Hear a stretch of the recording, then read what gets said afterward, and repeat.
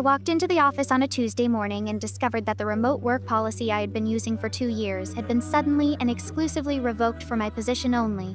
I stood at my desk, looking at the memo from the department head, while my 3 colleagues who did the exact same job were currently logging in from their home. I have been the most productive member of the team since the pandemic started, consistently hitting my targets and managing the most difficult client accounts without a single complaint. It was a blatant act of discrimination that felt like a calculated move to force me into a role that didn't fit my life anymore. The department head, a man named Mr. Henderson, had always been a bit of a traditionalist, believing that work only happened if he could physically see people sitting in their chairs. However, he had no problem letting his favorites stay home as long as they brought him a coffee once a week or laughed at his terrible jokes.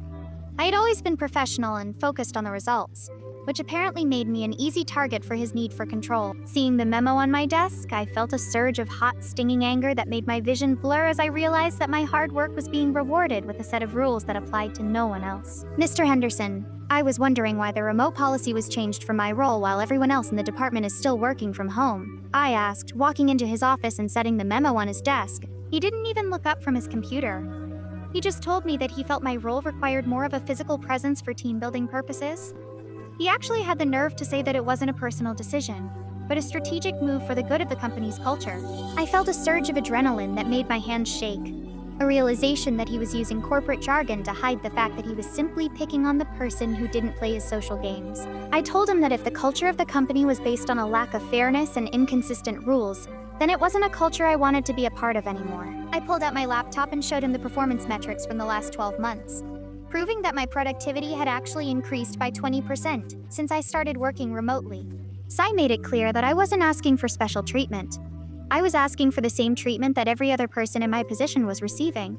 He tried to tell me that I was being difficult and that I should just be grateful to have a job in this economy, but I wasn't listening to his threats. I didn't wait for him to change his mind. I went back to my desk, gathered my personal belongings, and sent an email to the HR department with a formal complaint about the inconsistent application of company policy. I had already been in contact with a recruiter from a rival firm who offered a fully remote position with a higher salary and a better benefits package. I walked out of the office that afternoon and never went back, leaving Mr. Henderson to figure out how to manage my accounts with a team that spent half their time gossiping in the break room. It wasn't about the remote work anymore.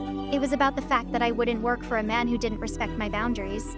I learned that when the rules start changing only for you, it's a sign that the environment is no longer healthy for your growth. My new job is fantastic, and my manager values my output over my physical location, allowing me to build a life that is balanced and productive. I heard later that Henderson's department lost 3 of their biggest clients within a month of my departure because no one else knew